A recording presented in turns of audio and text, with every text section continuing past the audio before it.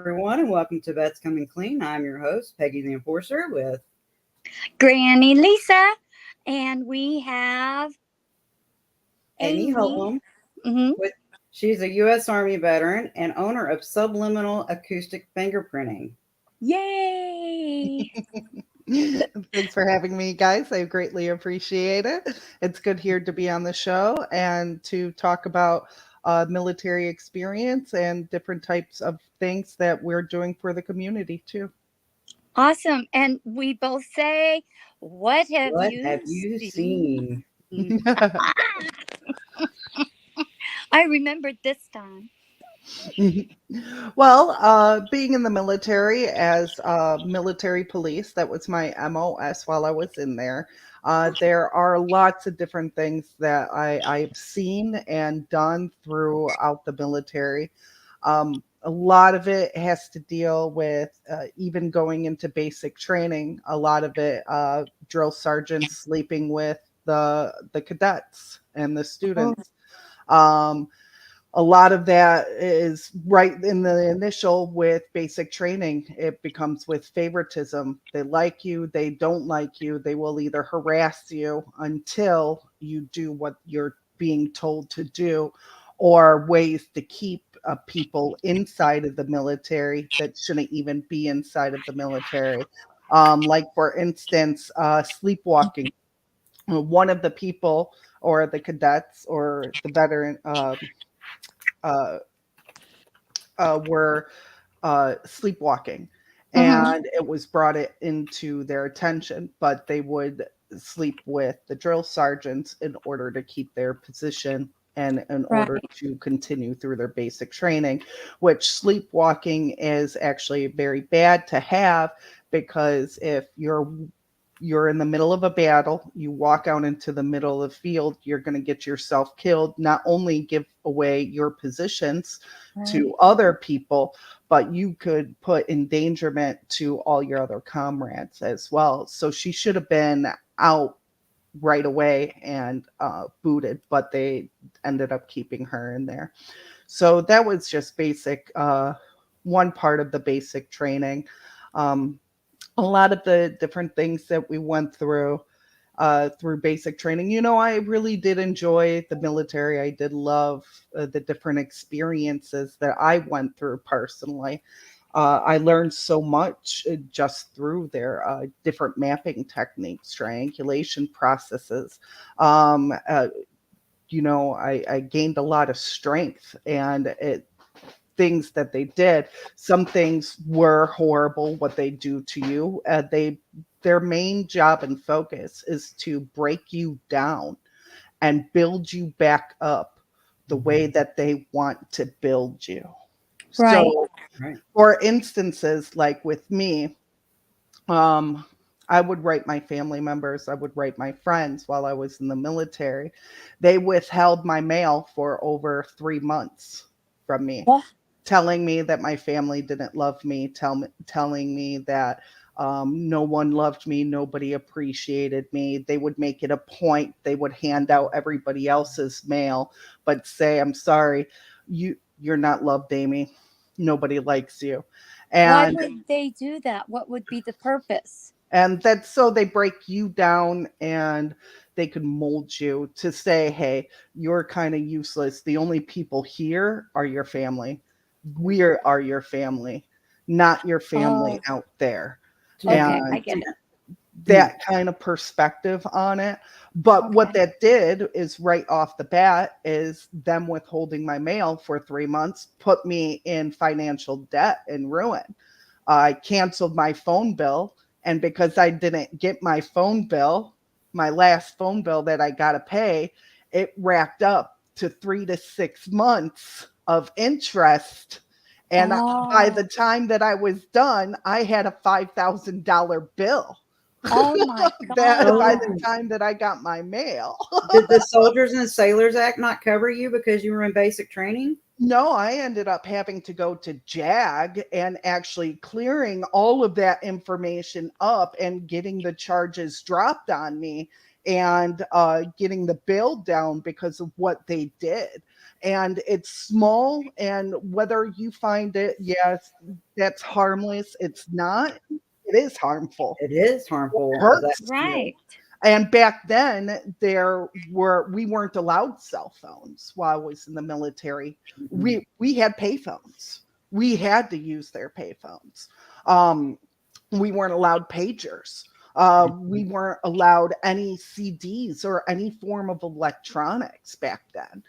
Not like today's age where you get a cell phone and you could call your family Mhm. at any time. No, we were only allowed to call one person one day a week at one time, and you only got 5 to 6 minutes to talk to them.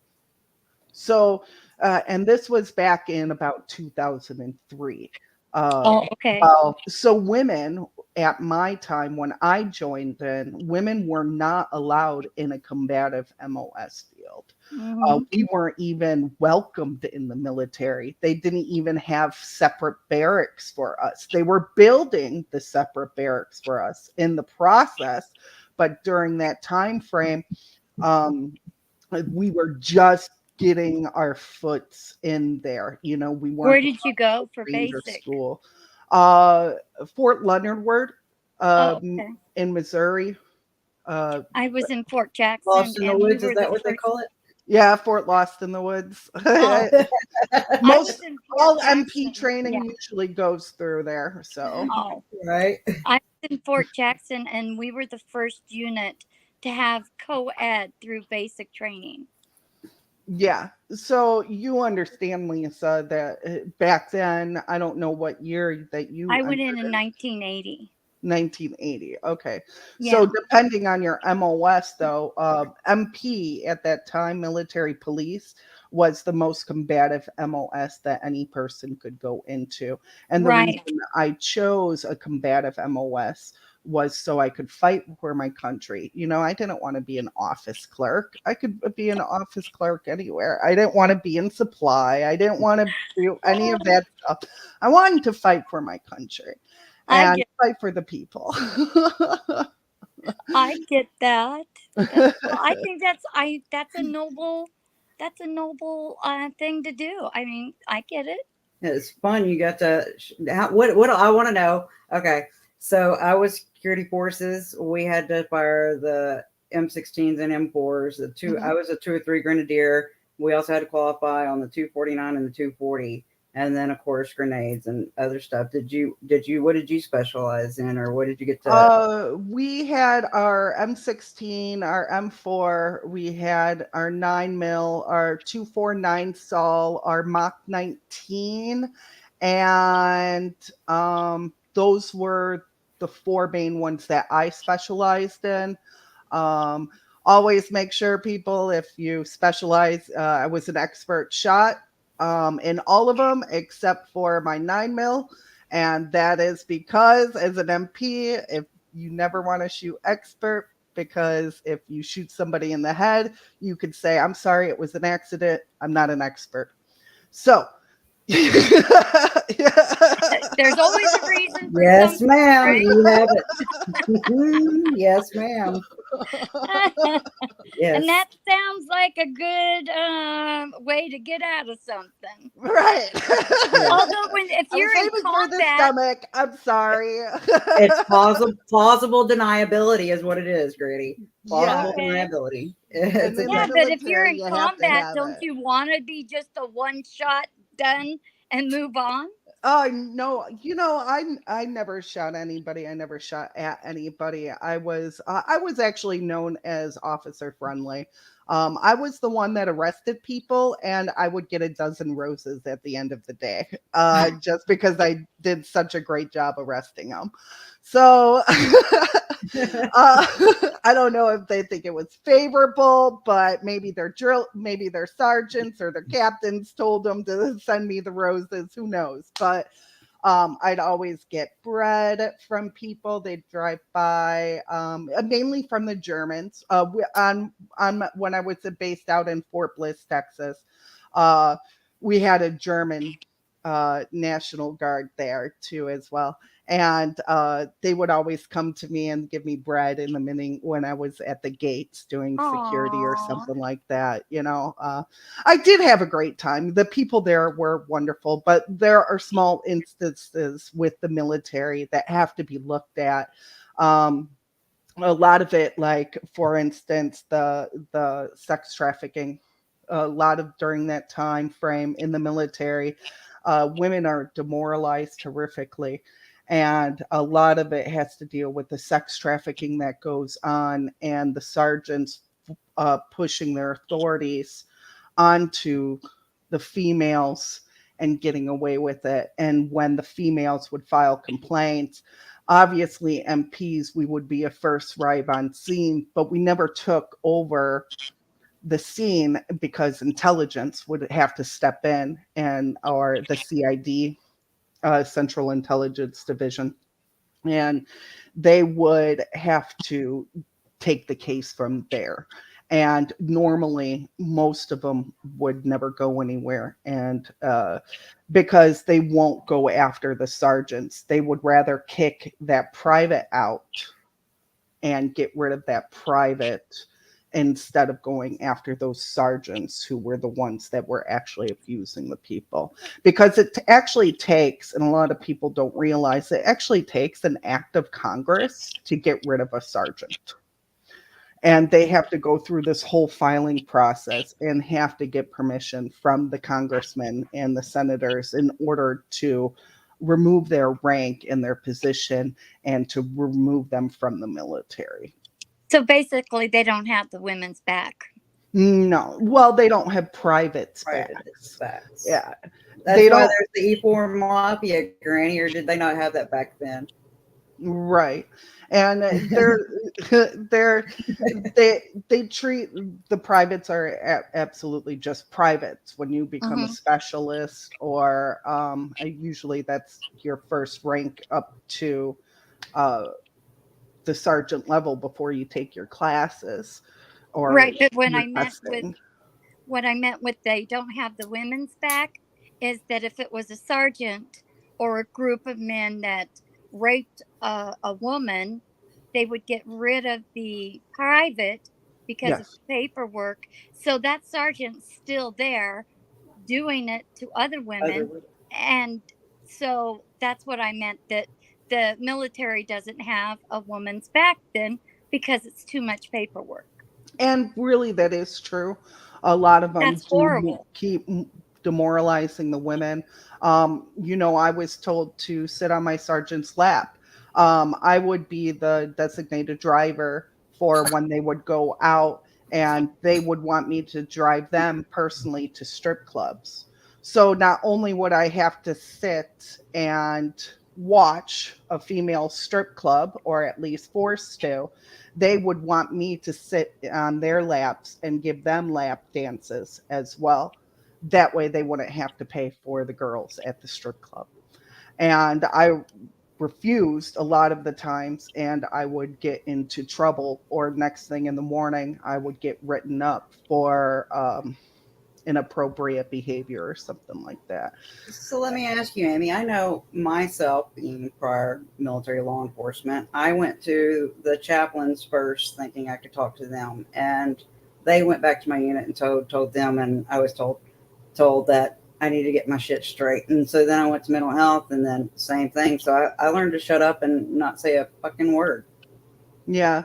And unfortunately, we shouldn't be forced to go to mental health or do any of that at all. And they try to make you look like the bad guy, like you are the insane one. And that's all things with all type of targeting or force Right. restrictions, is they try to demoralize you. They gang up on you, then look at you and turn everything around saying, well, you're not important. Why would they do this to you? They don't even like you.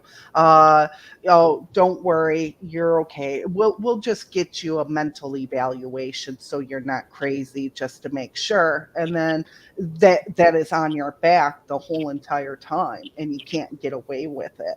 And it's forced upon you because even the sergeants or the captains.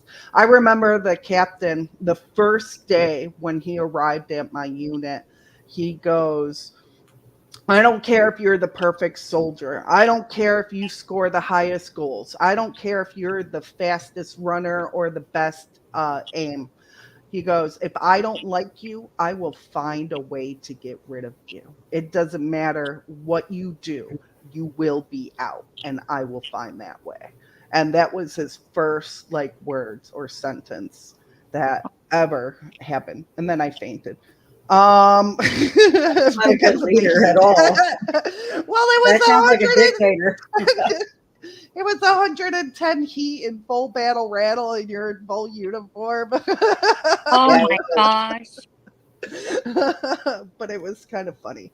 Yeah. Well, you Um, can laugh about it now. I'm sure then you were like, oh man, I'm so embarrassed. yeah, Yeah. they even said, they're like, you woke up, Amy. He's like, I saw you faint, and you got up and went, I'm okay, and then passed out again. good, good thing we were allowed to have cell phones back then, right? Oh my gosh, that's fun. That is funny. I have to say. So how did those experiences, um, you know, how did you survive in that kind of environment, knowing the ins and outs of the tricks and still learn as much to protect your own self?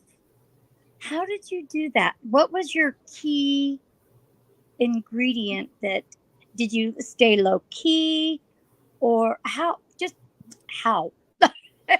I'm a person with a loud mouth, and I'm the one that's actually going to state my mind. I don't hide Okay. behind any corners. I tell the truth, at least. I mean, small little Right. mislies here. I mean, fibs, but I don't majorly lie or lie continually. Right. I'm a very honest person, and I will tell you what I think. Um, the way that I handled that situation, well, I did have, uh, I went into drinking heavily, and I did have my failures, and I am gonna cry because of it, because I Okay. do realize that, and I had a hell of a time. They denied me taking leave. I had a sergeant that I put in leave paperwork for just 5 days to go to a family funeral that I wanted to see. And my sergeant took my paperwork, said, "You're not going anywhere," ripped it up in front of me, and then threw it down on the ground and told me to pick it up. And then told me to mop the whole entire bay area. So I had a hard time coping because I wasn't allowed to see my family. I wasn't allowed to talk to them. I wasn't allowed to do anything. So they were pretty much trying to isolate me. Um, but during that process, I documented everything. Every statement, every action, everything that they did.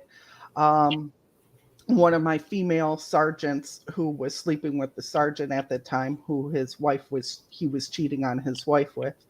Um, and she had no experience at all.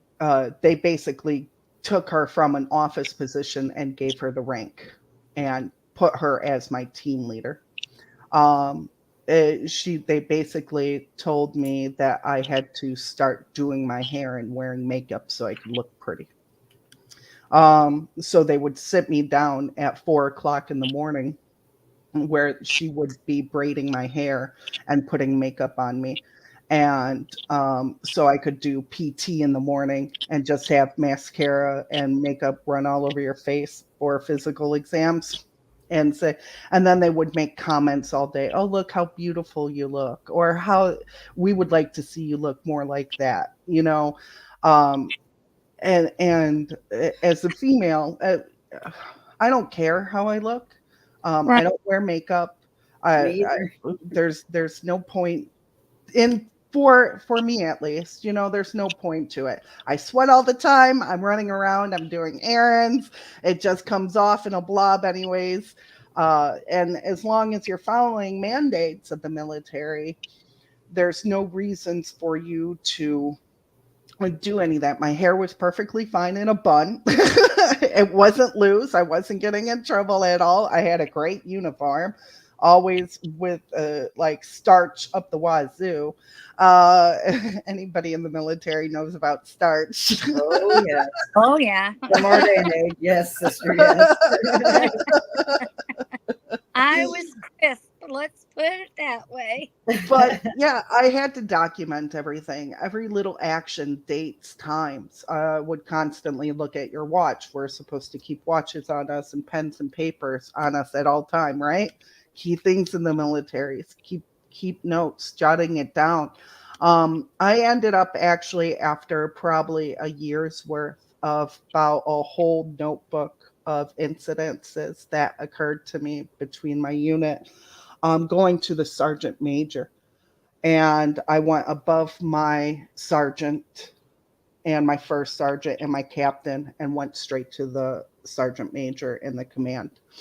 Um, the reason is because you're supposed to follow your chain of command. You're supposed to use your chain of command. But if that person is involved, who do you go to? You skip them, you go to the Yeah. next, right? Right. So Absolutely. I filed my official complaint. Great, great command leader. He took the time, read it, called me back off into his office. We probably met 3 or 4 times, talked about the situation that was going on. He actually granted me permission to move units, to get away from them and leave everything behind. And I was doing great. Um, no problems or complications. My old team members would give me the wrong locations to our PT areas in the morning. They'd say, "Oh, we're doing PT in the morning at 5 o'clock." So I'd show up at 5 o'clock and there'd be nobody there. And really they were in a different location because they were trying to kick me out. Remember Right. that captain Yeah. wanted to kick me out whether I was a good soldier or not. He just wanted to get rid of me. Right. And so things like that kept adding up where they could get you for not obeying or following orders. Right. So if they Right. tell you one thing and then you go ahead and do it, and then they go behind your back saying, "We didn't authorize this." Well, I was told by so and so. Oh, I never said that. And well, he was my sergeant. I had to listen to him. Otherwise, I'd be disobeying a direct order. So either Right. way, they have you in an entrapment. Either you're disobeying a direct order, or they say, "I never gave you that order," and then you weren't following their orders to begin with. So it's Yeah. entrapment. Uh, Yeah.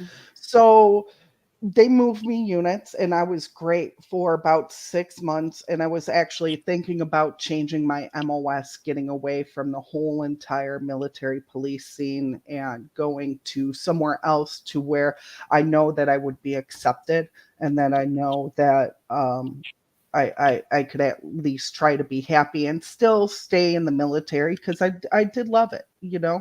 Hmm. Um, and they ended up bringing in my first sergeant from my old unit into my new unit. Oh, And he brought me into his office and he gave me a whole entire speech on, "I don't care what happened in the old unit. This is a new unit," spiel. But then the same thing started happening again, giving me the wrong times, the wrong locations. I would miss PT in the morning. um, there was only really one sergeant that really helped me out. He's like, he was even writing notes and saying that you were doing great, you're not causing any problems or complications, I don't see why they had problems with you in the other unit. And it was just horrible after that first sergeant came back in and got reassigned to my new unit. So other things that they did was, oh, there's so many different types of incidences. Right. it Oh, is all the stuff you understand saw. that seems to be the norm, Mm. unfortunately. And it sounds like even years later are the same. It Yeah, hasn't changed. Um, there is a lot of different circumstances and stuff like that. But I because I did what I did and I took the notes and I at least fought for my position and stuff like that. I I ended up getting I had two knee surgeries on my knee, and one of the sergeants from my old unit, we were doing a small competition. And right after the surgery, probably 1 month, 3 weeks to 1 month right after, and I was doing great. I was healing. I was beating all of the males again in my running. Um, and the sergeant didn't like that. And so he tripped me and up out my knee again. And I ended up having to have a second surgery and put out on a medical discharge. So on that, by that time that happened. So let me ask you this: is what you did in the military, is that what led you into the what you're doing now? You're the owner of the Subliminal Acoustic Fingerprinting. That actually didn't lead up to that. I've always wanted to be in forensics, even growing up as a kid. I've always loved the police officers and the units and things, and it kind of breaks my heart what's going on in today's world and society right now. Um, I've always been, I grew up with law enforcement. My dad is an officer. I have two uncles that were officers. They're retired now or they're working on retirement. Um, I've worked with water patrol too. I've dispatched for law enforcement. So I've done a lot of, I was even part of the Explorer program when I was 16 years Oh, old. I So, was. I've always had a heart for law enforcement and trying to help up. God has other plans. Right. What you want is not always what God has planned for you. But what led me into this was because after I got out of the military, I was still targeted. The military was still coming after me and still harassing me afterwards. And even to this day, even through the VA, uh, they're still harassing me. They falsified my medical records inside the VA system. North Chicago VA, Lake Nona VA. Those are two hospitals that have been falsifying my medical records. In matter of fact, one of the doctors even put that I was mentally ill and a drug addict in there. And I've never been arrested for drugs. I've never done anything with them. I mean, just because maybe I've had a DUI in the past, and I'll be honest with that, I'm not going to hide. I had a drinking problem after I got out of the military. I did get a DUI. I've learned from my mistakes, though, and that was over 20 years ago. We're talking. right. Well, But some they're still people grow up. target, Huh? and they're still targeting you, Yeah. and it's Yes. crazy because they do that with a lot of soldiers. And they do, and it's so they can't get their proper disability. And since I have the evidence for all the disability that I'm supposed to be getting, I should be getting anywhere from 70% of disability. They're only giving me 30%. And really, because in there, with the fall and everything that associated my lower back and my lower spine, anytime that I try to go in and get x-rays of my lower spine, I literally have a report, doctor report that says patient came in complaining of scoliosis and lower spine. X-rays were taken of upper spine. No scoliosis and lower spine. Like that is literally what the report says. Wow. um, so they Now, refuse to take x-rays of my lower back. They've been denying me for the last 5 years. I've been trying to get proper medical treatment and help for it, for my lower spine. The same thing incidences with my knee. Um, there was a recent incident with my knee, and now it keeps popping every single time I'm walking, and it's the same one where I had surgery on. And because of the two surgeries of while I was in the military, I should be getting that fully compensated for me, but they're refusing to do anything about it. It took me, while I was in the military, not out of the military, my first complaint with the knee was that it wasn't, or the doctors were telling me that I was lying, that I was making it up, that there nothing showed up on the x-rays or the MRIs. I kept fighting and fighting it. Over a year later, I think I finally complained enough to where saying, no, I need you to do something. I need you to go in for surgery. This is not right. So they And were gaslighting you. yeah, they were gaslighting. And when they went in, even the doctor said, he's like, I don't know how you were walking this whole entire time. We found so many tears inside of your kneecap. I think there was probably around 13 to 16 to 18 tears inside of my knee. Wow. Yeah.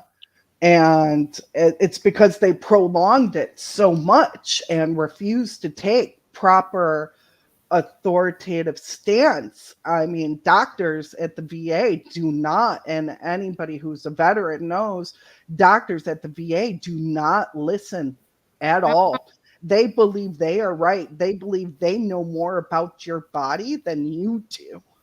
And I have more problems with the VA now than, I mean, even while I was in the military, they don't listen to women. They treat Mm-mm. women horrifically. They I've do. never seen so much disgust for women inside of a hospital system. My boyfriend goes in, he gets treatment surgery within a week of just seeing the doctor one time. I have Yeah. to go see them for 3 years straight and have them falsify my medical reports and put false documents in there and can't even get the proper help. Yeah. Yep. Mm, that's so true. That's And a lot of women are going through that because um I don't get it, because I don't know, if they didn't want women to be in the military, they certainly have the authority to say, no women in the military. We don't want them in the military. This is a military of men. If they want to be in the military, have the women have their own military, Right. right.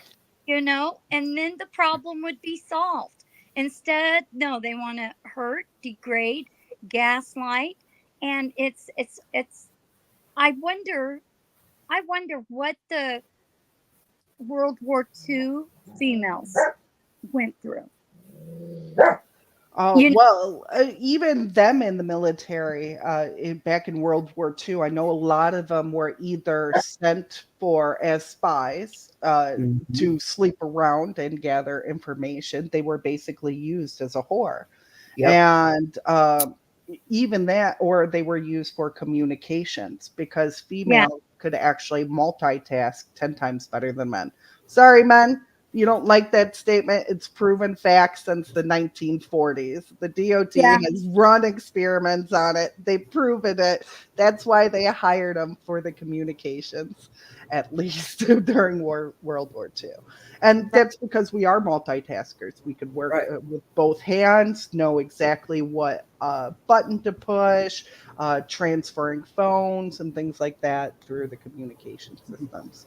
Um, and that was even before our lines were basically put in for the whole United States and stuff. So, but women, and I'm sorry, but like now these days, it's a little weaker in the military than it was back then. I mean, I know so many people that I've been on military bases. Um, just watching and going to like you go to the uh, I've been visiting different soldiers or through my business or company helping the victims of Havana syndrome and so forth with my company. So we go to the PX or something like that, or I visited one of them where I just wanted to see the monuments and the different monuments and stuff on there. So, but they have PT passes, they hold up a little yellow or red ticket saying, I can't handle this. They get a 15-minute timeout session. Uh, Oh most my of them God. don't even show up for physical training anymore. Um, they don't even And have to. That was Uh, mandatory when I was in, yeah, it was and we didn't. mandatory for us I've too. heard they're called stress cards because my uncle used to be a drill instructor, and he went to one of my cousin's graduations, and he was telling me about it, and I'm like, "Do what?" And he was Yeah. telling me about they're allowed their cell phones now, and I said, "What?" And that just holy cow. So the subliminal acoustic fingerprinting, Mhm. does that mean you listen to audio? What exactly is involved in this? Okay, so subliminal acoustic fingerprinting is one of my own word phrases. It's actually a subliminal under subcarrier waves, subacoustic waves that are ID'd or fingerprinted and brought up to an audible level by examining the different types of frequencies in the airwaves. And a lot of that has to deal with radio waves too. So when you are recording a video, let's mhm. say your cell phone, right? Right. Regular cell phone. It could be any form of electronic device. It does not work for analog, only for digital electronics. So the digital electronics, anything from your iPad, GoPro, dash camera system, security camera system. It could be from your cell phone, iPad, computer system. You there? Did we freeze, Granny? She's frozen on mine too. Mhm. We'll give her a minute to get us back. Well, I tell you what, this is so Okay. Oh, there you interesting. are. You You're hear? moving again. You were Sorry about frozen. that. It seems to No. always happen. No, excuse me. I don't know Um, why. uh, so basically, what these airwaves with the electronic devices is basically I can analyze and bring up those subcarrier waves, and I could capture the different communications of the hackers, the stalkers, or the sex trafficking operations, and listen to their radio communications that are embedded into that recording or that file that you've taken. The key components where hackers access to, especially on cellular devices, are your microphone and your audio components and your video components. So when you're using those components, they have to do this whole synchronization process, and they actually get inside of that recording. So what I do is bring those subcarrier waves or those radio waves out, and then I can describe or transcribe what they are saying. And any one of those sayings, after I write the initial report, I could pull out and clean up and use for court purposes. That is pretty freaking awesome. Hmm. It's a So form of audio forensics too. that's pretty cool. When you said sex trafficking, Hmm. that's like a really hot topic the last few months. I mean, well, it's been longer than that, but it's really been since that movie came out. Oh, Sound of Freedom, yes. Yes. And so you must be pretty busy because there is, I never knew the amount just in the military. I'm just finding out about it. So overseas and being able to get, so would an individual say, I think I'm being targeted, I'm being followed, and or whatever, I'm really kind of scared, certain things are happening, you would be able to see by her devices if she's being targeted for certain um Oh, yes. Any form of hacking, I could find out hacking techniques, how they're accessing that device, whether it's remotely or synchronization or through like a file manager system or an operating system like the Pokélong script. There's different ways to hack a cellular device. I mean, there's not more than one way. There right. is more than one way, but Right. Right. Um, Well, so, yeah, you find out their different techniques, who they're talking to, different names, locations. You could track different types of equipment, sounds, tones. I could capture messaging systems Mm. inside of them transferring messages back and forth to each other. Usually that is through uh, that's kind of easier, like through INF files, through Windows operating systems.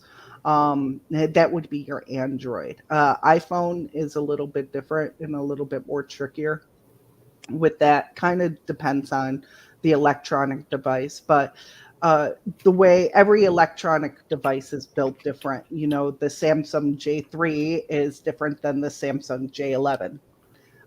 So every hacking procedure is going to be a little bit different for each type of device, and even adaptability, like what type of networks it has. Is it connecting to a 2G network or a 5G network? Is it or 4G, or are you only on a BLE, or what type of um, it, are you using Zigbee? Or are you, so each electronic component has a different network operating system. Does it have artificial intelligence built into it? Does it have biosensors? What type of sensors are inside of that cellular Yeah. device? All of those are what I call hidden features. And those hidden features in those electronic devices allow that information, whether they're connecting to a Doppler radar system. Doppler radar systems are built into all of our phones, although you don't realize it.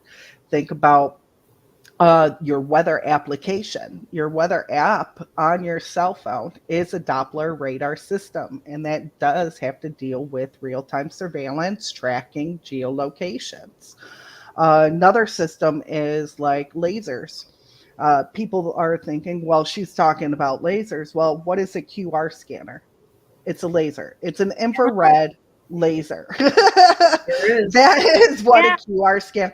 Who has all these QR codes? You just built a laser system inside of that cell phone, and that laser, depending on the frequency switching components, transferring it from an alternate current to a direct current and manipulating that program and operating system can alter that laser beam and project it or fire it at any given point in time. Um, so a lot of these different components, that's what I do. I analyze the devices, the communications, and I could capture different network systems, different operating systems, weapon systems from satellites, drones. I can capture radio comms all the way up to the moon.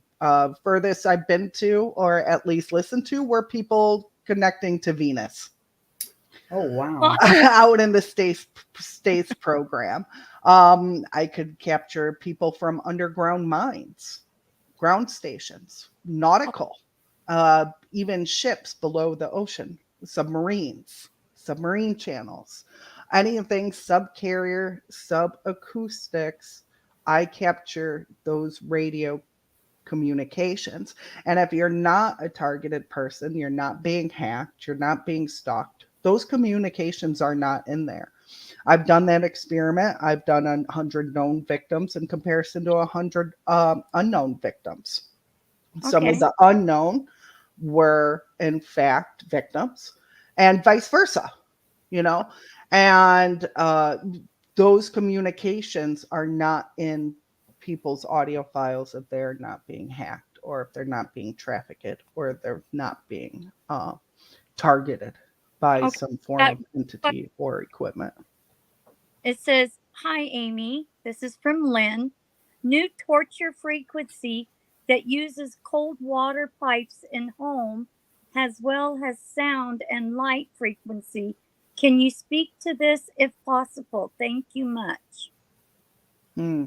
Not ever heard of it. I I know they haven't use it either. for torture, Well, but that would be probably sound waves through the water supply.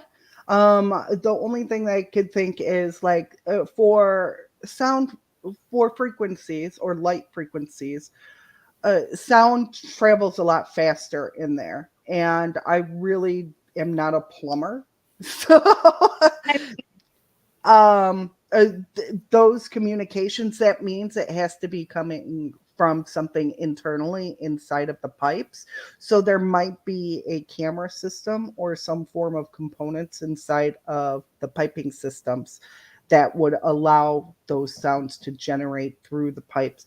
And you have to remember, though, it might not be directly from the pipes. It could be bouncing off of the water, because water is also a reflector too, and the sound waves could bounce off of the water molecules.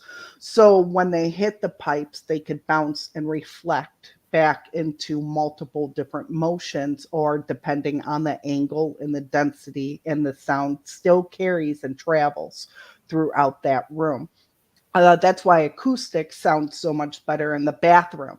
If you think about it, you have water, um, waterproof plywood, right, Right. inside of your bathrooms. So that water condenses up on the walls, and that's where you get those beads of water on the walls. Well, acoustics, when you're in an acoustic area like the bathroom, those sounds will just keep bouncing off of it, because it has nowhere to get absorbed into or to stop it. Kind of like the laws of physics, where every action there's a reaction, and it continues as Equals it. emotions, right? So when you continue that in motion, it will bounce and reflect. So it amplifies those noises. And unless you have something to actually direct it, like wood, but you have water, plywood inside the Yeah. bathroom, so then it could get absorbed. But otherwise, it could be just bouncing off of the pipes and coming from a different direction, and you're just realizing that it's coming into the piping. So Okay. that's just one avenue, but I'll have to look more into the other ones directly with the light source. We have another question. It's from the creator. What should we be aware of the most when it comes to these energy weapons, um, bio weapons? You speak of, I'm very energy sensitive, so I want to know what to be aware of. Okay, when speaking of bioweapons, a lot of the bioweapons that you should be aware of, or at least to know that you're a targeted individual, would probably be like signs and symptoms of Parkinson's disease or involuntary movements. If you're sitting at the desk and you're just all of a sudden your wrist flicks, right?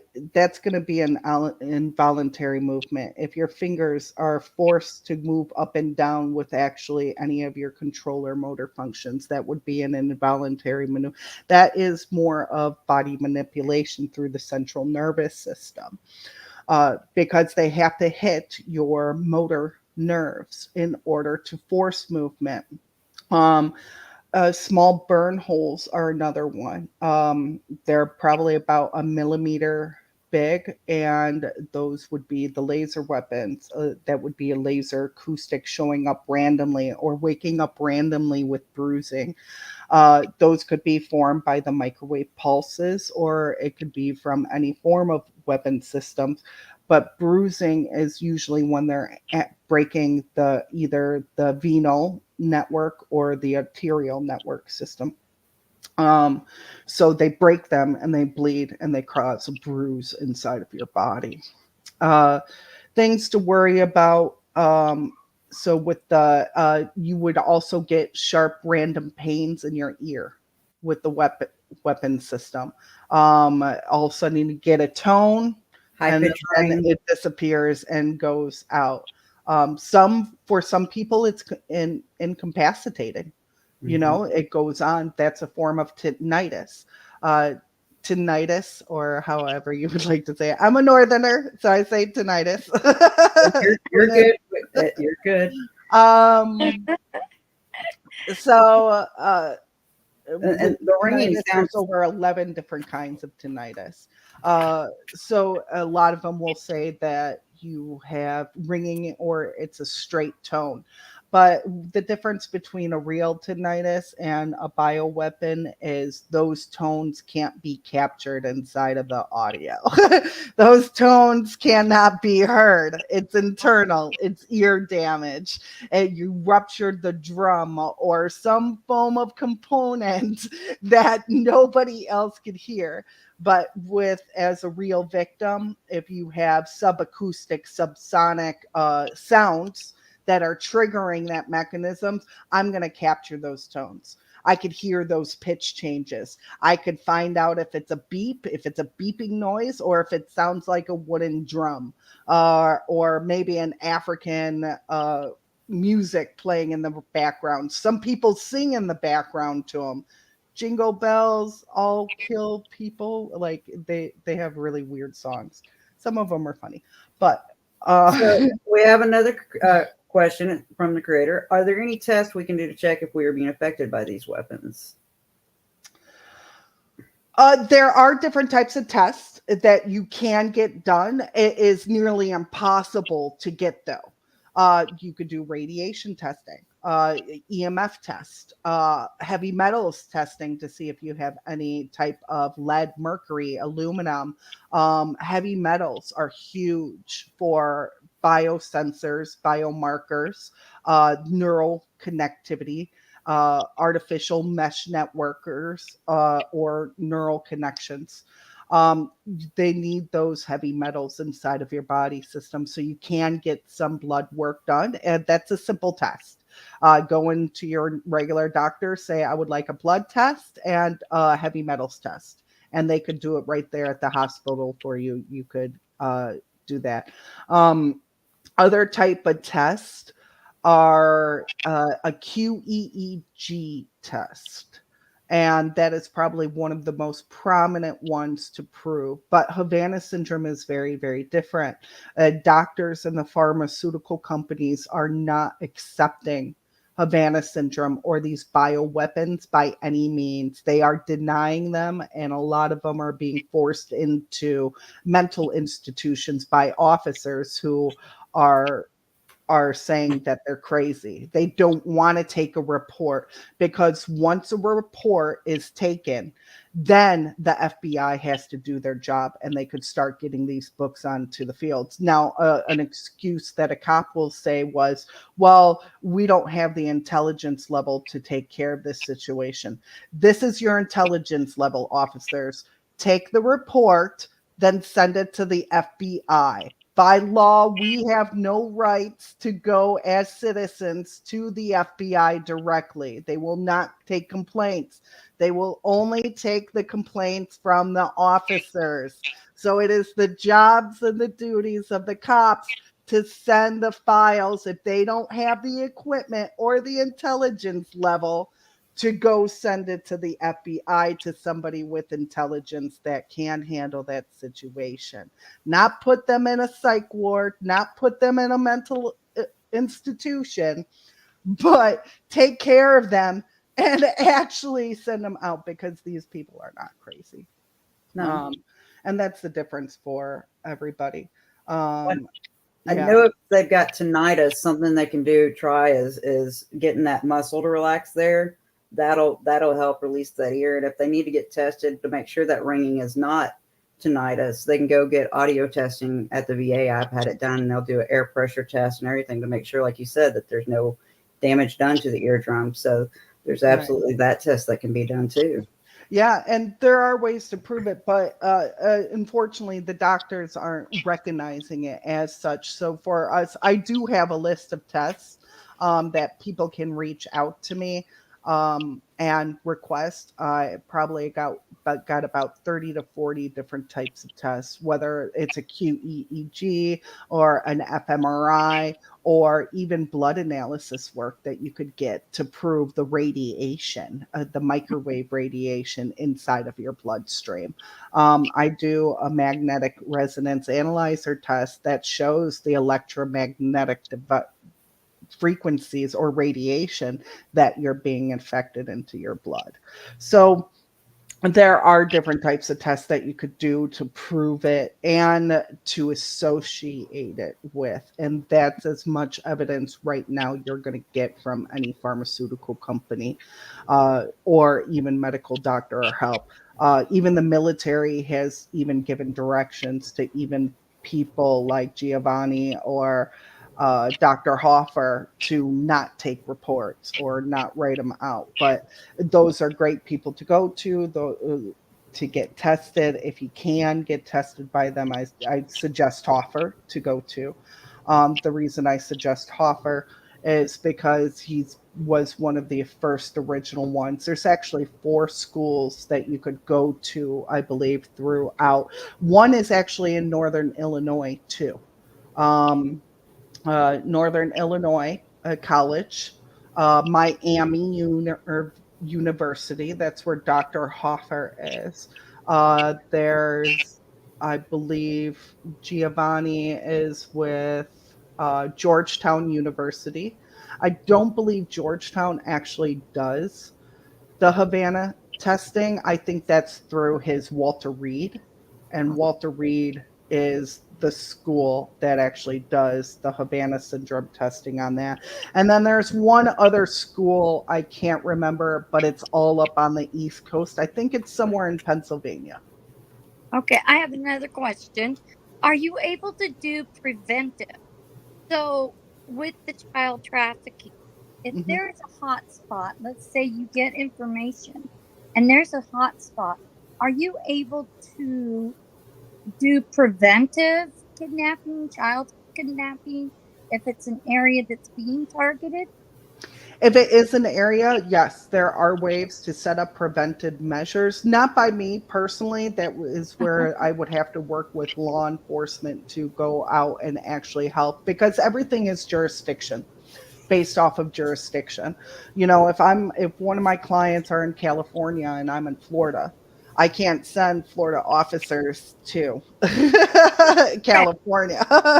I need to talk to them, that local, that jurisdiction, and try to set up a plan or at least make them aware of the situation. And it's their choice if they choose to take it or not. Mm, Um, I could only do so much. If they don't take my complaints seriously, then that's on them. But at yeah, least I know that and attempted to stop these crimes even before they happen. There are certain areas and location that are continual that they do it in the same spots. I have found underground military bases that are involved with these child human sex trafficking rings. And unfortunately, unless you're the government, we cannot go in them. We don't even have jurisdiction. That is where the military police would come into play, or if they were Central Intelligence Division. When I was out in Fort Lee, Virginia, I found a sex trafficking ring where a person was bringing in a boy. They brought a child with them, and they were bringing it through the gate. I filed the official complaint, and me and the other sergeant, and I had a list of names. And all by being an MP, uh, Peggy should know this, that as the gate, we keep logs and data records of all people who entry. So since I had that time and the date of them coming through the gate with that little boy, all we did was need to investigate and match the names to that particular ID of that vehicle and found out where they were going or had authorization to go and stop and save that child. Its Central Intelligence Division did absolutely nothing. They ignored it and they allowed that boy to get raped. A lot of them do run the child sex trafficking bases through there. They have private airports that they could land the children at or use the towers as the radio towers for the communication systems to do the trafficking of the children. So it's actually kind of horrible. that our U.S. military, and even filing official complaint, I believe, with that sergeant that I was working with. They wrote her a letter saying, we could do whatever we want and you're not going to stop us. It's horrible. And yeah. And then they kicked that sergeant out of the military, and she got out uh, prior to her date. So, because of what we uncovered and what we were trying to do and pressing charges and filing complaints and things like that. So, um, but she got hit afterwards. Hmm. And it's a sad thing. I'm sorry that happened, but I hear that a lot of the women MP are getting harassed and killed because yeah, they come across something and they'll do a raping and then kill them or they disappear. And I'm thinking, what the heck is up with that? yeah, a lot of that. Well, that's coming forward, and that's because women are naturally weaker. We could sit here and say, "No, I'm all powerful, all for women rights. Yay, I'm for women rights Yeah, too." But let's face it, we are weaker. Yeah. We yeah. don't have the upper body strength. A man could outrun me any single given day of the week. I could beat other women, but having a man faster, they could throw farther than me.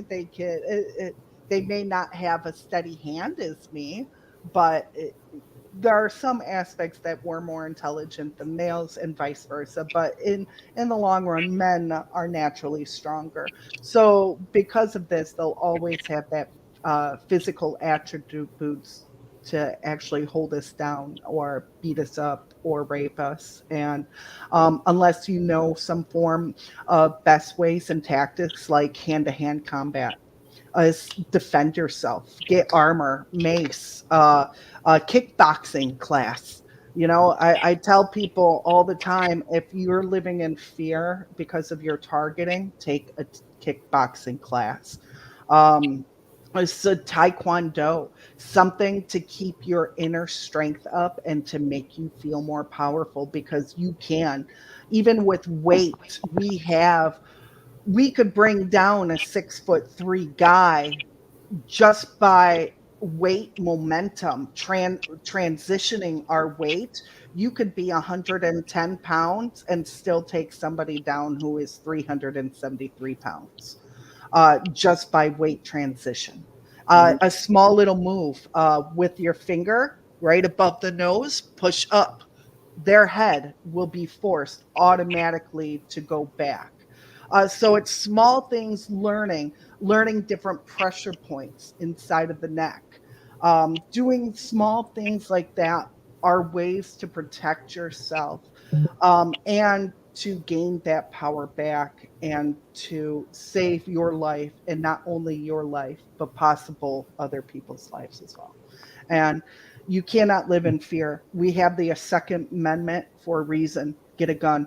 I don't care Yeah. what the government says right now. We're in a time of action. We have open borders. We have illegal Mm-hmm. immigrants. We have terrorists right here in our country. Yeah. Protect and arm yourself, because it comes a time when those terrorists will act, and it may just be in your town. And Mm-hmm. being a veteran, you got to prepare yourself and you got to protect yourself. And I'm for the people, and I'm here trying to protect the people too as well. Well, thank you. Absolutely. So we have a couple of questions we missed. One was asking, would a biofeedback scan help see if there's any energy weapons being used against us? We know No, somebody a that we should. biofeedback scan will not help in that. Uh, that is basically to distribute the frequencies. So that has a different attribute than actually detection of the weapon systems. So that will only help heal you. The biofeedback machines are meant to give you good frequencies and healing power and scalar waves inside, so your cells can regenerate themselves. So that's not going to detect the weapon systems. If you're looking for something to detect the weapon systems, you're going to need some retroreflectors, laser range finders, which are extremely expensive.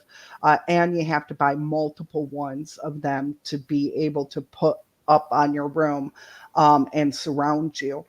You're going to need other different type of components like a spectrum analyzer uh, in real time. Not one of those cheap $10 machines. You need something that's full range too. A bio scanning machine is not going to be able to pick up the weapon systems, but it could help heal you. And so we have another question is, are we able to use these weapons for defense instead of how they use it for harm? I'm wondering if we can reverse engineer them. We can reverse engineer them with the weapon systems, but the weapon systems are completely controlled. So you have the companies and the corporations that are beta testing these weapon systems out, and they are the ones that have it. So unless you work for those companies, you would actually have to gain access into the criminals network, which you need to know the password in order to connect to it and the right frequency channel in order to log in. A lot of them have backdoor access from secret hidden websites too as well. And unless you know that password to get in, you're not going to get in there. I mean, you could do a brute force attack and try to figure out the password system. That could possibly help.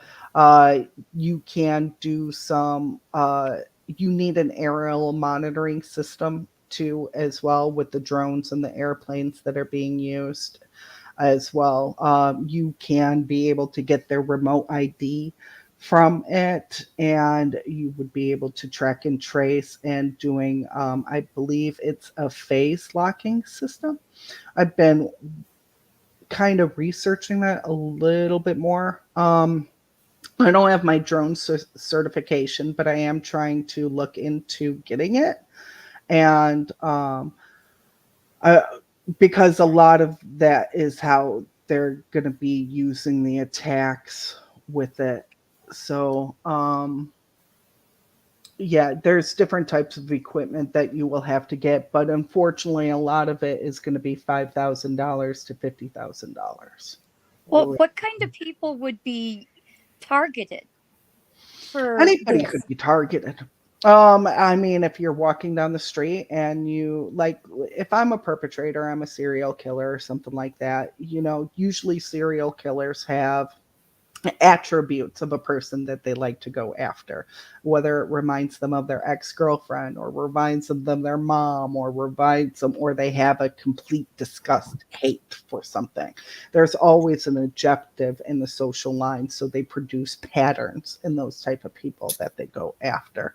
So anybody could really be targeted.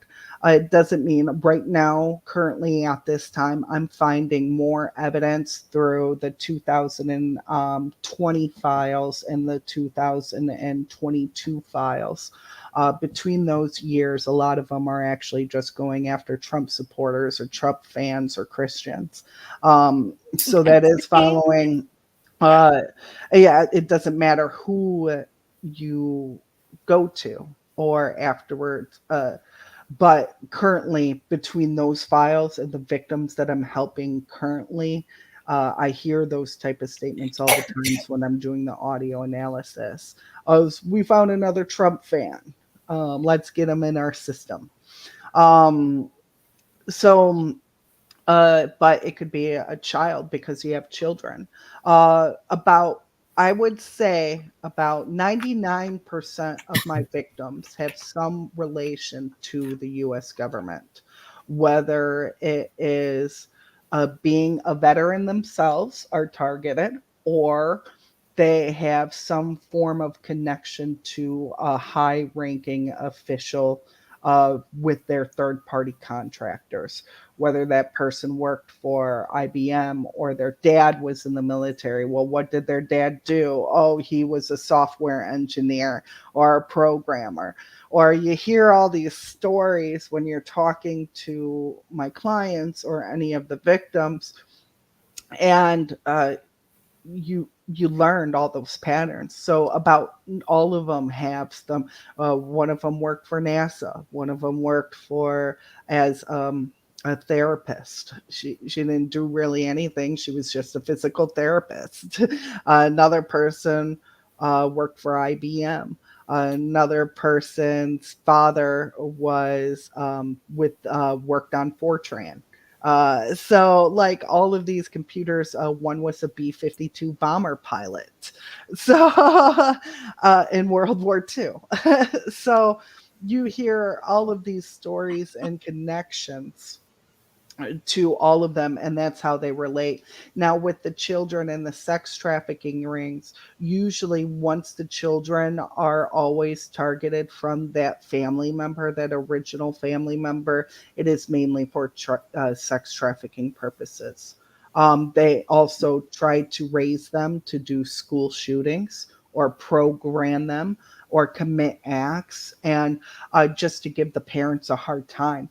uh, uh, Look how many kids now these days are confused. They don't even know what they are through transgenderism. Not saying I'm against it or anything like that, but I'm saying through this type of manipulation and programming, they can manipulate a child to have certain belief systems and to do certain acts. One of my programs that I found through a different client was Epstein, that had relations to MIT school and Harvard. Uh, so the MIT and the Harvard, they were doing an Epstein project, and they were manipulating a little girl, a little 11-year-old girl. And they were using her for the sex trafficking purposes, and they were giving her orders to like touch herself or to masturbate. So it's okay to masturbate. It's good and it's healthy, and that way they could videotape it and they could sell that image up on the dark web. So when they're getting those subliminal thoughts and even manipulating the kid, they'll start using Mickey Mouse voices or different voice boxes or voice modulators, and they'll act like Goofy or a Disney character. It's something that kids tie into, maybe your favorite superhero growing up. And that is so they can manipulate the child, because if they hear Mickey's voice or any of your characters and they're like, oh, it's okay, just do what I say. Right? Right. um, So it's more than the MK. right. I know that's funny, but in reality, it really is a serious situation, because they're Right. using those voices to get that child more comfortable and to have faith or trust in that voice. Um, and they can manipulate them and say, no, don't tell mom and dad about me, this is our only story. So that kid grows up thinking, I mean, I've seen videos of people where they were locked in a closet, and the voices as they grow up telling them that their parent doesn't love them, hiding in the closet saying on the phone with their mom, I'm going to kill myself, I don't want to hurt you, but they're telling me I need to kill you. And that's where that paranoid delusional schizophrenia is coming from, because like with the voice to skull technology, they could train those kids to carry out whatever program or exercise they want. It could be even used for school shootings and Oh, I figured that out a long time ago. So the yeah. MK Ultra plan has really advanced. Yes, the MK Ultra plan has really advanced. It has multiple different types of technology systems without in there, some of which I've never even heard of before, that I've only discovered through my audio analysis. So, different types of software like the CLUT program, CLUT, or the Tempest, or um, even different types of weapon systems. Now, everybody says that it's directed energy weapons. Well, oh, it's microwave. Okay, well, how can you prove that? What does harp sound like? Well, that's the difference with my audio analysis, is because I could actually prove those tones and hear their weapon deployment system and them firing the weapons with their trigger management systems. And we could actually hear those beams or those sounds or those communications that tie into it. So when people talk about directed energy weapons, they're really only talking about it as a class. They're not talking about it individually. They don't know what type of weapon systems are hitting them. And that's where I come in, because I could find out if it is subacoustic, subsonic. I could find out if it is a laser beam. I could find out is it microwave projection. I could find out if it's a laser phase array system or using a three-way generator. Or I could find out if it's microwave and laser technology combined, which is actually a maser weapon. I could hear all these different types of weapon systems too. Like one is called the Oriole. It's a microwave weapon system. It was developed back in the 1600s. Well, it's actually a missile rocket system, missile launcher rocket system, MLRS. And that program was actually shut down, and it was opened up back in the 1990s, and actually now made into for the space program. So knowing those type of weapon system, Oriole weapon systems are capable of microwave energy. They're capable of um, other subsonic and acoustic components too, but they can't hold laser beams. What about That the was Maui But fire? now, back in the 90s, depending on which model is being used, has the different types of components on it. I have So, a question real quick, Amy. I know the last time they tried to use one in the city I live in, I went outside. It was a helicopter, and I noticed that because I hear it the moment they turn it on. Here it's a high pitched ring, and then I start getting a head pain, front right temporal region. Dogs start acting screwy. So do the cats. Get online. People post it to Facebook, to our community page. They post the flight path. It didn't have a flight path. You know, from my understanding, all flights are supposed to follow their flight path, destination, everything. except No flight military. path. No flight path. People went out and took pictures and stuff. So if you're aware and you're paying attention, because animals will run in the house, animals will bark, they will cry, depending on how it affects them.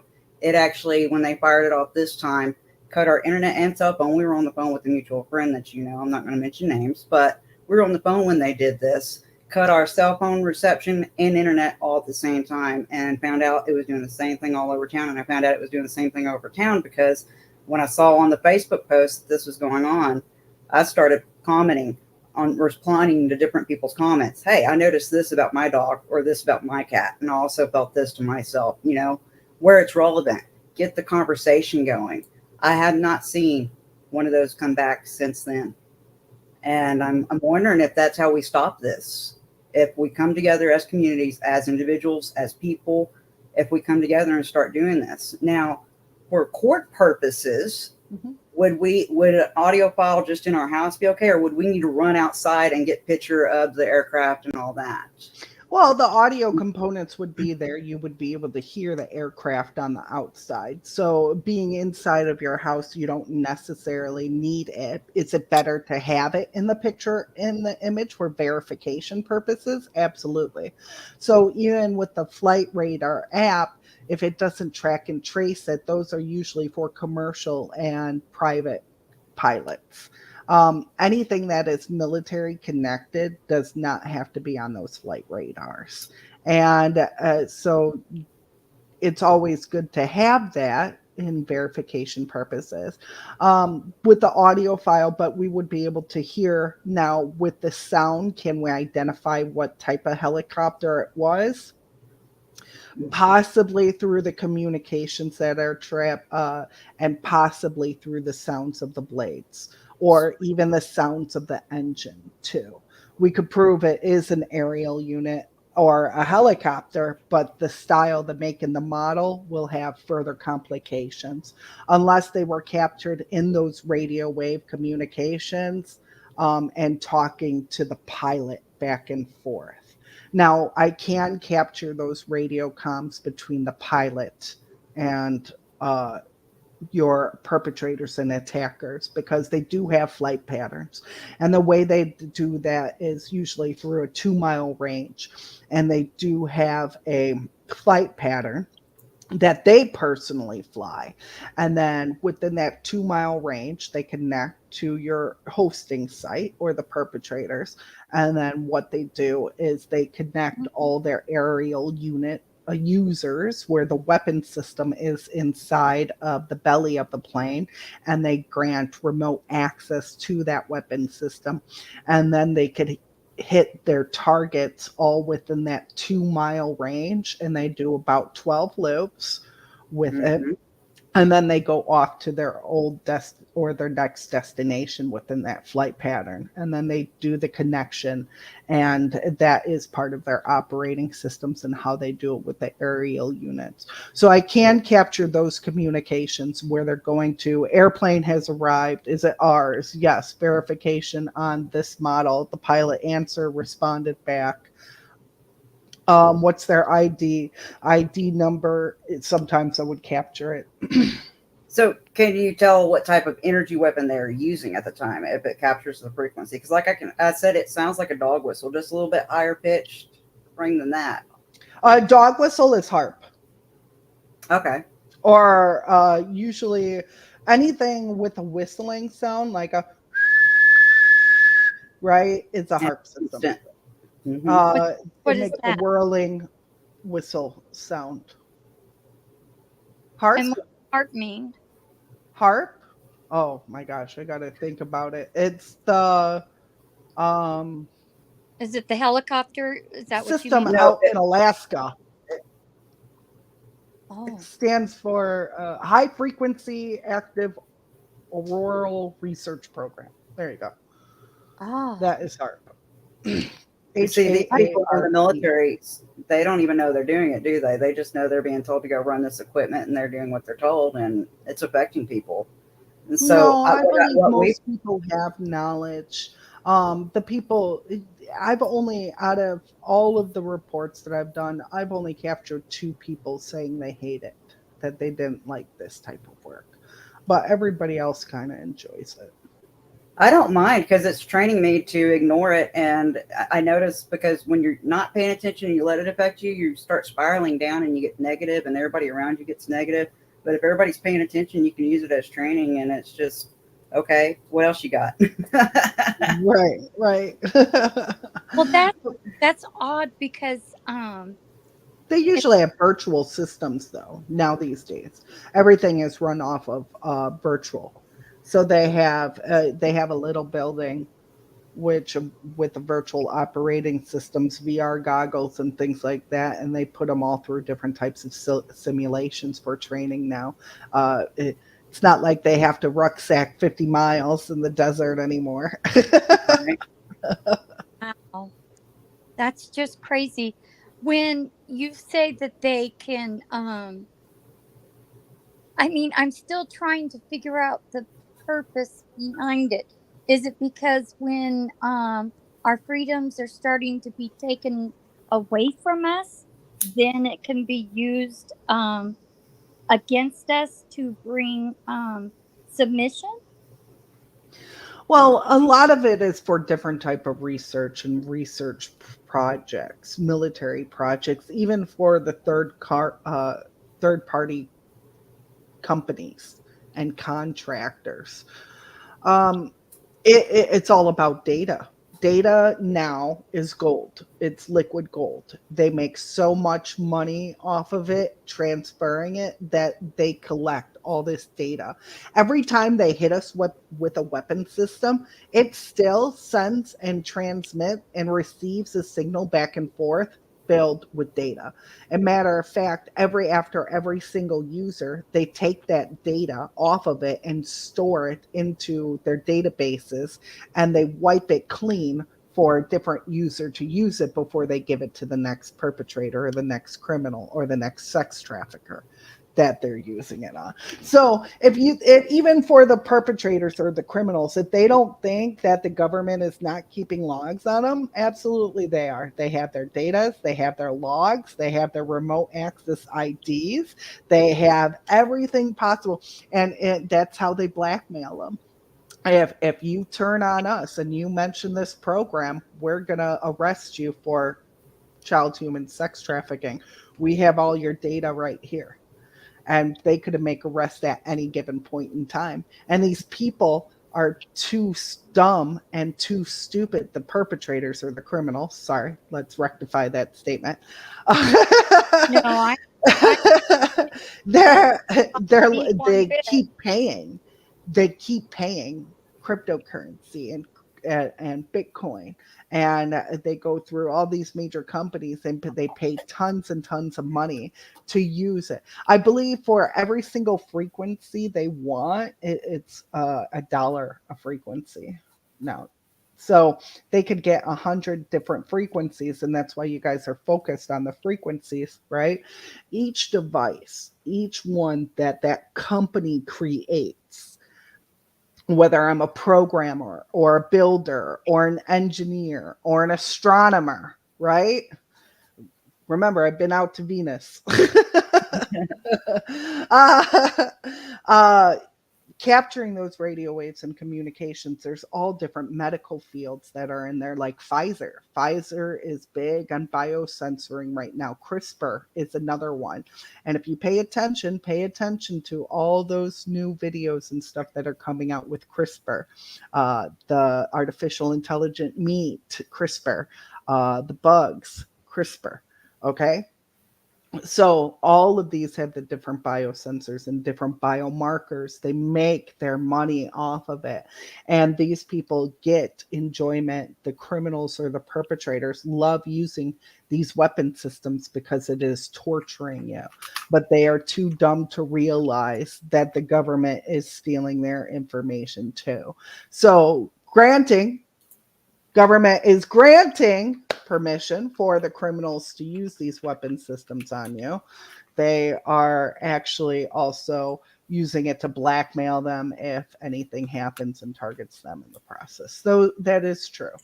But most of these people are part of a larger network, um, especially when it belongs to the child sex trafficking ranks and the operations where the U.S. Army is involved with NATO.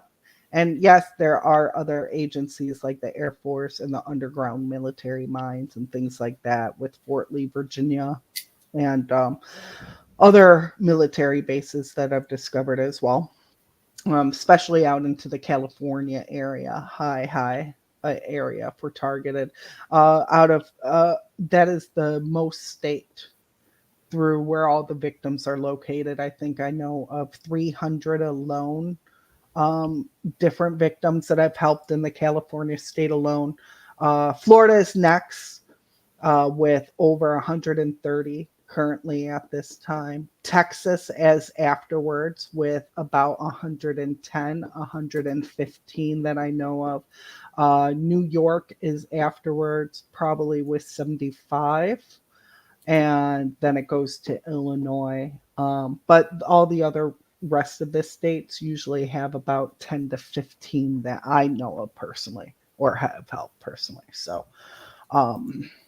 those are the main areas, and that's where a lot of the sex trafficking operations are all constructed from. You got Chicago, Illinois. You got your access to the water reports or the port systems back and forth from Canada and Michigan into all the other different states, right? So Chicago, Illinois, California, you have access to ports and main water supplies, and not only that, from different outgoing and they're more international points. Same thing down with Florida here. You got all the beaches, all the international ports, all the different types of shipping containers and docking stations that go back and forth. New York is mainly for the stock exchanges, all the marketing, the security bonds that they're using. Um, for their insider trading. So that's where a lot of those states, Texas and Florida work together, coincide together because they have to deal with NASA in the satellite communications. So that's where, and those are mainly out of Langley. Um, so Langley is the number one Air Force base or base that is coincide with Neuralink, Starlink, and Elon Musk satellite communications, which is one of the biggest contenders with Facebook, right? Facebook, metadatas, and what's his name? Mesh network guy, Jeff Bezos.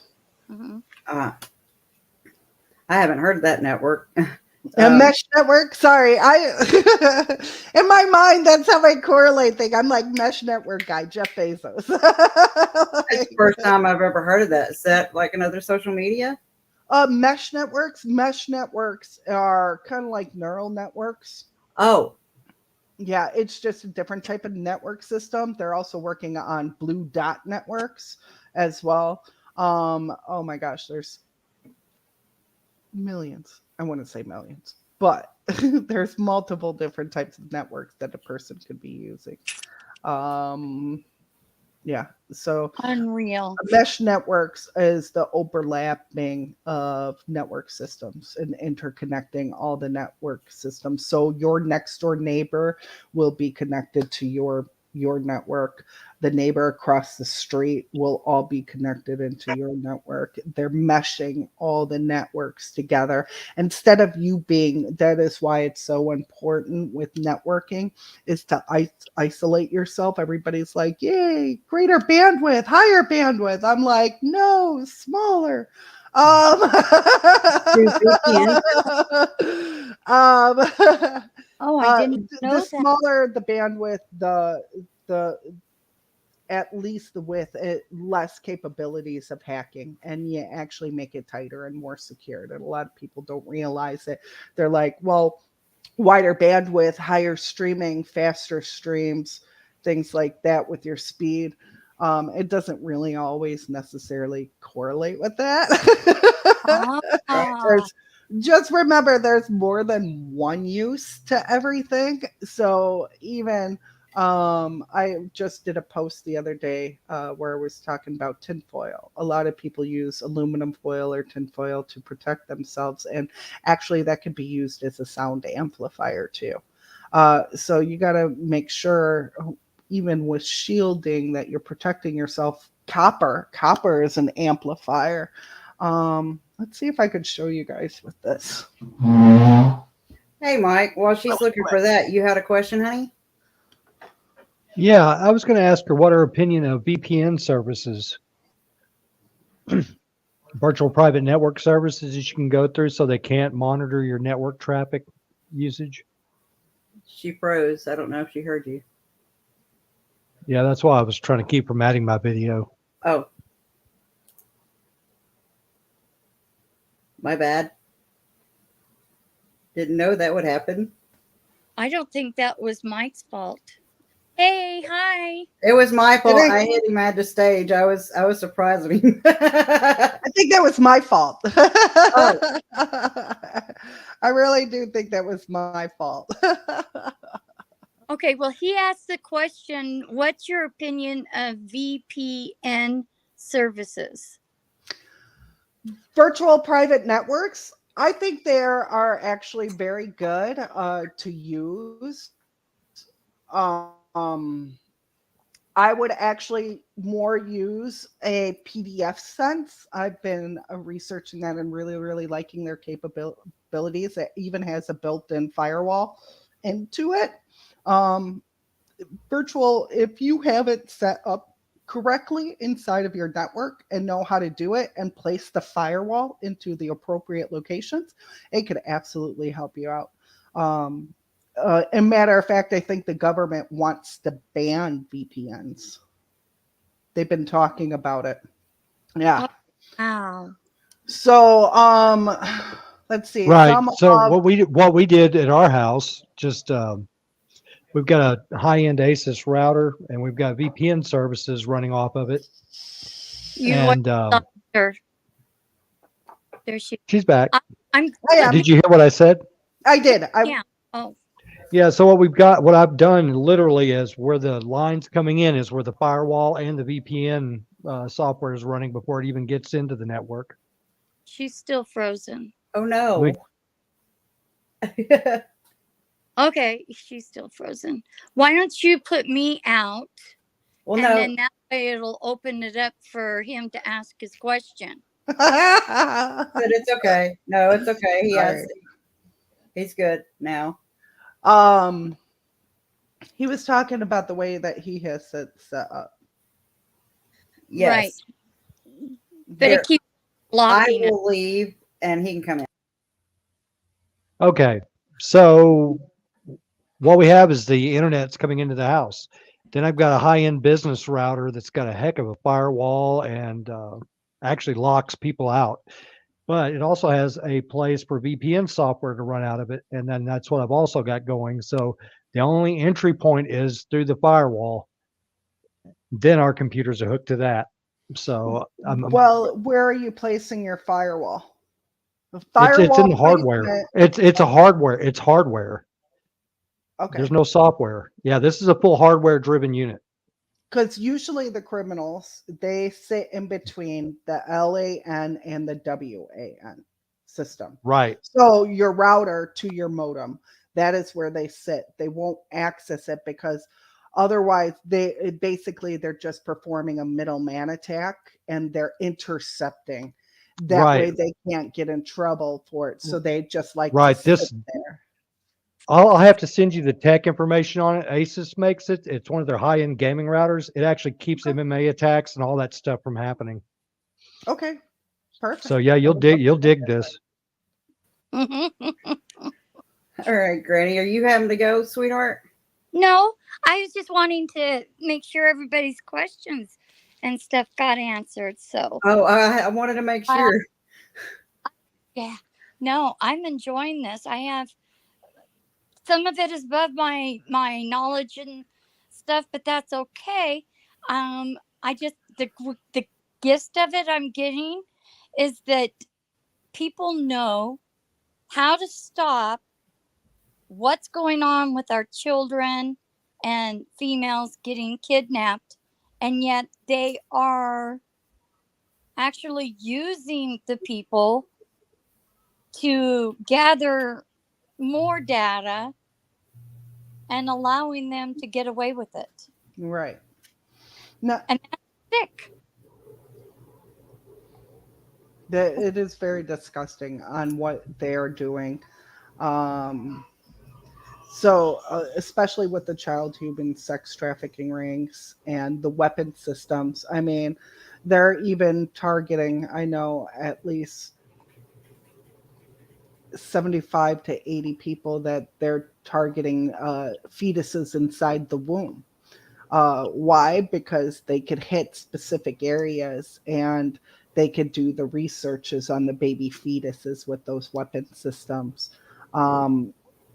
They can use it for their child sex. It's always relates to child sex trafficking. Anytime a child is involved, even a 3-month-old, and you're telling me that that person is on the terrorist watch list and you put their 3-month-old on that terrorist watch list, that 3-month-old doesn't even know how to walk or crawl or talk yet. They haven't even said their first word. Well, maybe, but depends on how you raise your kid. But they're going after all these innocent children too. I did want to show you this. I'm not sure if you guys will be able to see it, so I'll have to put it down. Let's see if you could get a proper reading on it. Let's see. Oh, It's kind of blurry. when you had it up against your body, we were able to see it better. I think it's because of the way it's picking it up next to your body. It thinks it's part of your body. So But a lot of people are making them, and what this is supposed to redirect the cones. But actually, what it is oh, we lost her again. Yeah, she's So really lost on this. they don't want us to know what it does, do they? No, they don't. But you know what? That just tells us it's the truth. Everything she's saying. Let them keep doing it, Granny. They're giving Mhm. themselves away. Yeah, they are. I think it's just deplorable, whether it's coming from our military or our government or the UN. It's got to be people with money. It's Yeah, all about the money and how always. power. Absolutely. Every time. When you follow the money, you find the answers. And it's sad. It really is sad that everything's come down to that. You know, Hmm. it's okay. For example, I was having a conversation with somebody today, since we're still waiting on Amy, about, the VA's pushing holistic healthcare. But you know what they're not pushing with holistic healthcare that I don't comprehend is they're not paying for herbal supplements or subscriptions through the holistic providers. So they're pushing for us to go this route, but then not paying for the recommended herbs or medicine that could get us off this big prescriptions. And that bothers me, Well, you because know? that's big money too right now. It's not Yeah. cheap. It's not cheap. Instead of making it where it's affordable, just like they say eat healthy. Well, you can't afford to eat healthy. No, you can't. Unless you're growing it yourself or you have a system that you're within a co-op of farmers and doing it that way, you really don't have a chance to get non-affected food. Right. Or what is it, engineered? Irradiated or whatever. Yeah. Yeah. Yeah, it's scary that Hmm. you have to be careful and Or not. relabels and look at everything you get into. Let's see. I think we just got Amy back. Okay. Whoops. There we this go. is probably something you'll never hear me say, but I just had to unhook my hardwire Ethernet cable and go on the Wi-Fi. What? Wow. That's That's crazy. crazy. Yeah. So So while you were out, we had a question pop up from Lynn. They said, Amy, is there a way to shield from a smart meter on the home? No opt out available. Thank you. I'm sorry, repeat that question. Is there a way to shield from a smart meter on the home? There are things, well, one, contact your city, tell them that you do not want the smart meter. They will replace it for you, and I believe in that it's an extra $10 a month because somebody will have to go out there physically and read the temperature gauge instead of remotely accessing it. Uh, but or you can change it out yourself and pray the city doesn't find out. Um, which they'll have to come out and replace it, and then you could just have a war back and forth with each other, which actually might be kind of fun considering. But it depends on what type of mood you're in. Not worth the headache, honestly. You could actually make a shielding container for your smart meter device to where they won't, but anything remotely accessing it, they'll still be able to. Um, but as they're getting inside of your home, uh, there are sheaths that you can make and create. I believe I even have that on a video from a YouTube channel on my website underneath the videos, things that may help. So And there are ways to create shielding for it. we do have the website listed at the bottom, scrolling across. If anybody's interested, it's amyaudios.com. Oh, it's an alarm. I thought I had my phone silenced. So I believe she said she doesn't have that option with her city on there. You can exchange out your own smart meter. You just have to, I would make sure that you do it properly and read the instructions on how to do it. And that way you don't get electrocuted. Or call an electrician. Or call an electrician, and they could definitely do it for you. If you buy the device separately, um, you could go online and buy old devices and make sure that they're installed properly. Um, yeah, when they changed out mine, I tried to take the old one away from him. I'm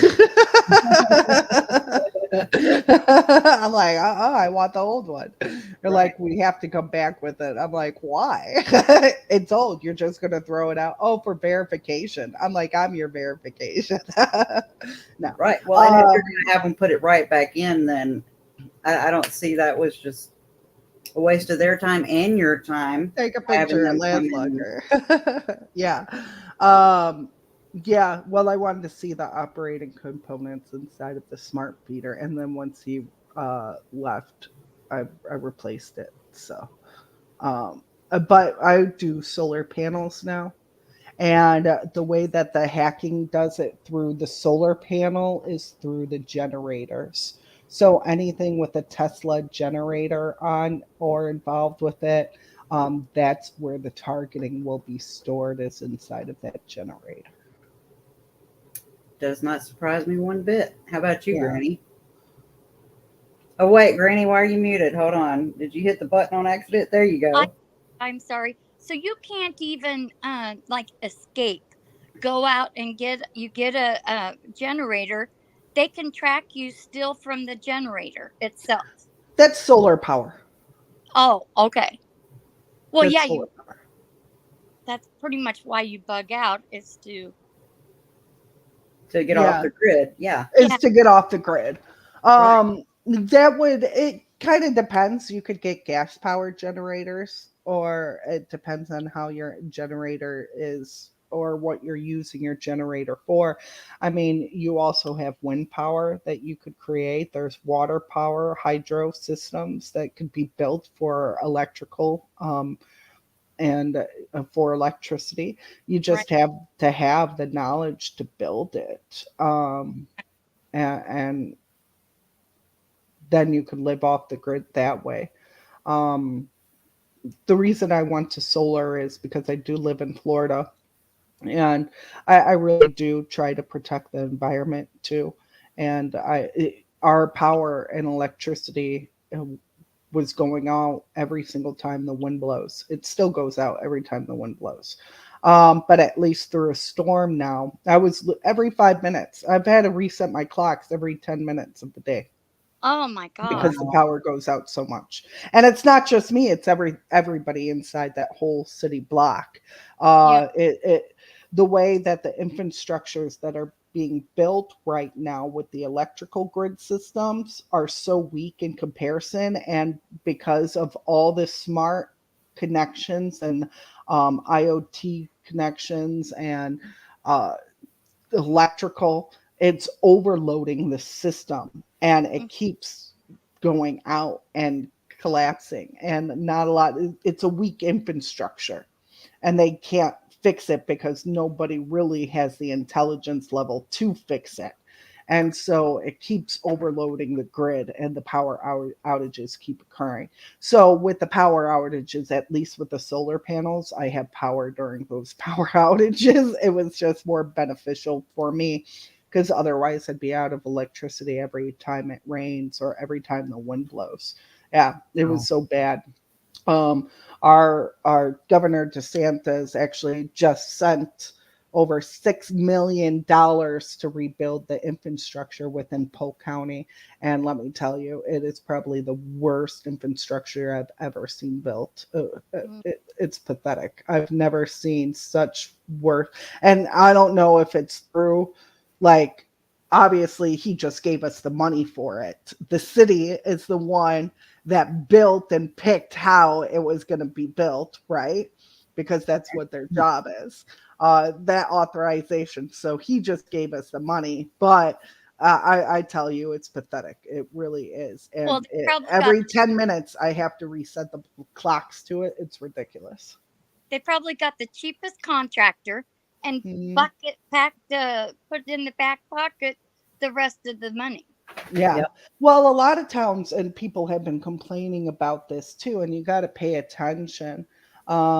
Because even people out in Texas have been saying their infrastructure has been going down, or they have a weak electrical grid system. You got to start paying attention to who all these people are and their locations and what they were doing.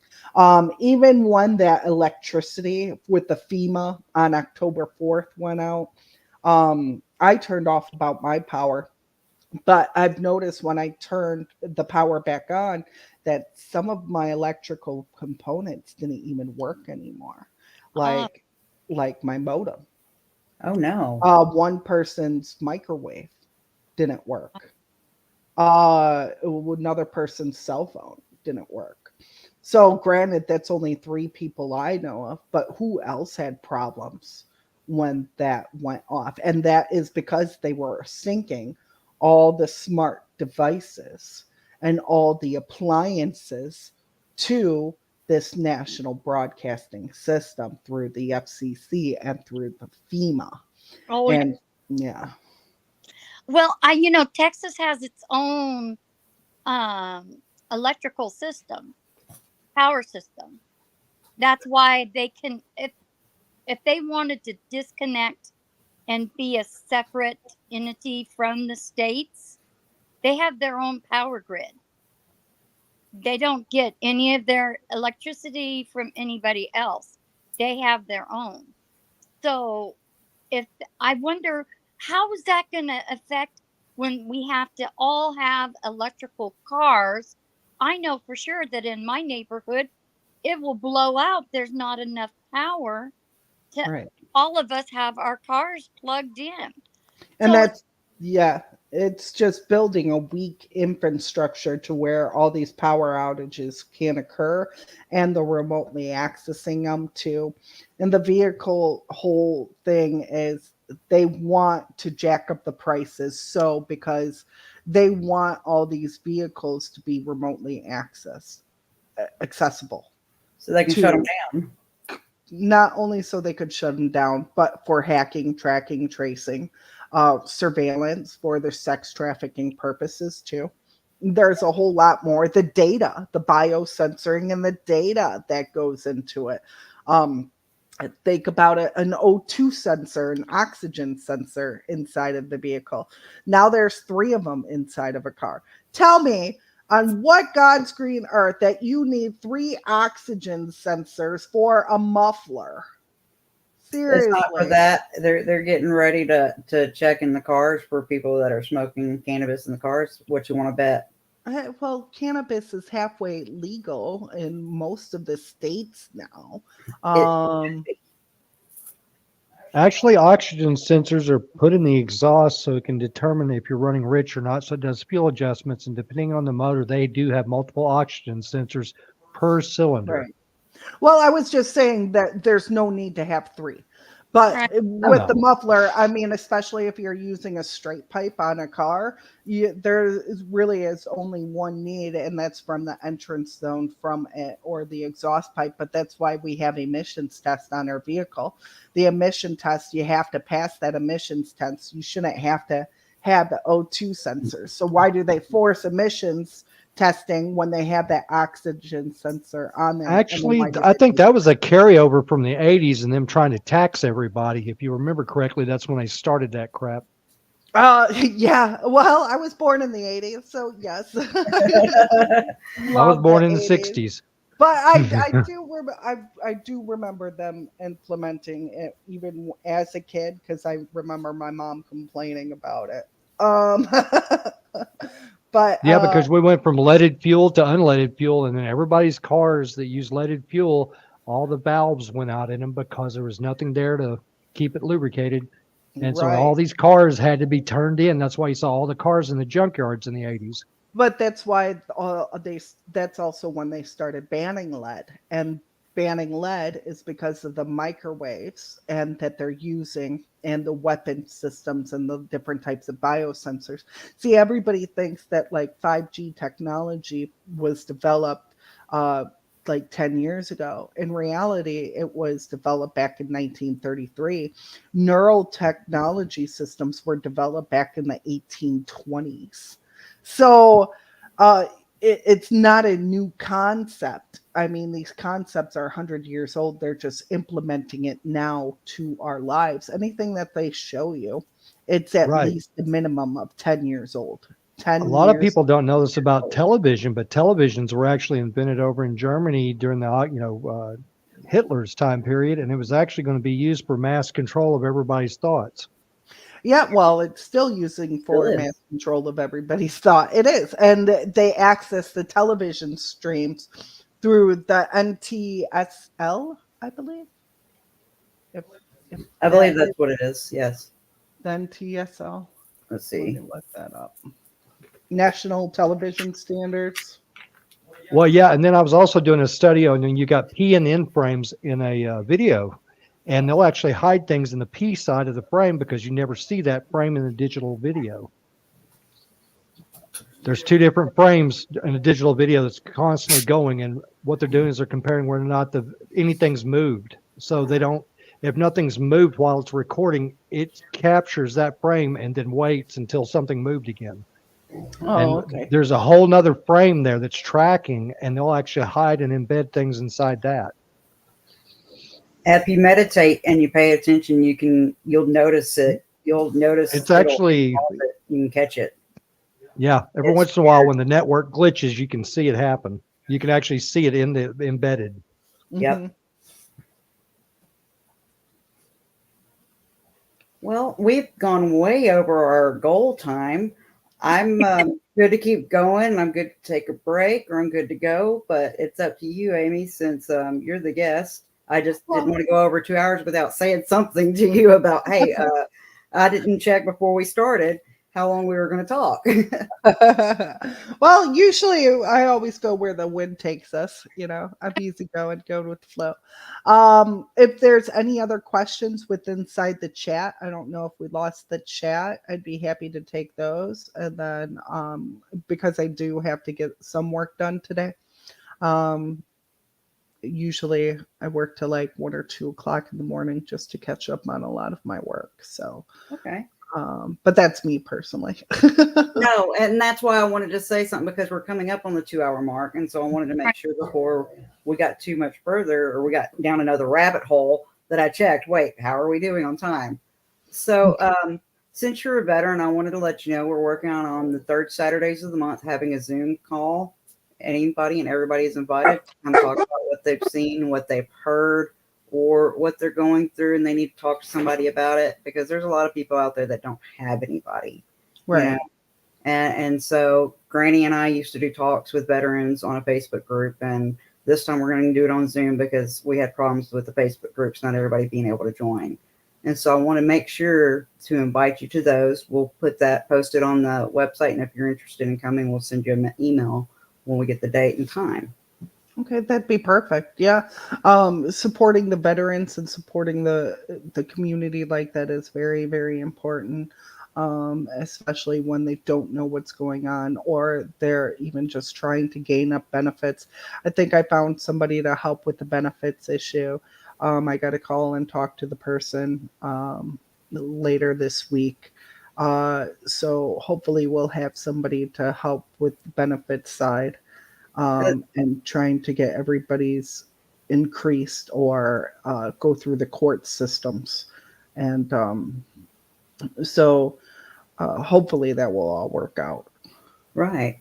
Yeah. I really, really appreciate you coming on here and telling us about the subliminal acoustic fingerprinting and sharing all your extra knowledge on this stuff, because I've had tons of questions, especially after I started studying the solfeggio frequencies, and how back in after World War II, they changed the laws and changed everything from 432 hertz worldwide to 440 hertz.